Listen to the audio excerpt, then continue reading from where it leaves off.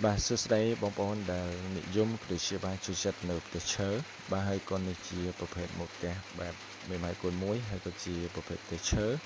bà muối bẹp tiết bà đâm bòi chạy chun bà bóng bóng đã bàកំពុងតែបាទស្វែងរកបណ្ណម៉ូតដូចជាបាទគំរូ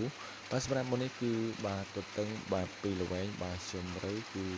បាទ3ល្វែងបាទរីឯជណ្ដើរបាទគាត់បាទធ្វើជណ្ដើរត្រង់លក្ខណៈយកផ្នែកល្វែងទី2បាទធ្វើជាទ្វារសម្រាប់ចូលអញ្ចឹងណាបាទហើយផ្នែកមុខមានវេរងដាបាទមានវេរងដាបាទផងដែរបាទកន្លែងនេះគឺជាប្រភេទគេហៅថាមុខកប៉ាល់មានន័យថាកន្លែងសម្រាប់យើងដាក់ក្រែកេងដូចជាបាទកន្លែងសម្រានសម្រាប់មេគ្រួសារអញ្ចឹងណាបាទហើយម៉ូតនេះដែរក៏ជាប្រភេទម៉ូតមួយដែលនិយមបាទក្នុងការសាងសង់បាទមែនតើបាទនៅតាមទីជនបទស្រុកស្រែយើងផងដែរបាទបើសិនជា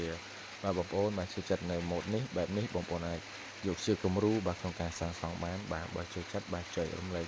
បាទម៉ូតនេះមួយផងបាទសូមអរគុណ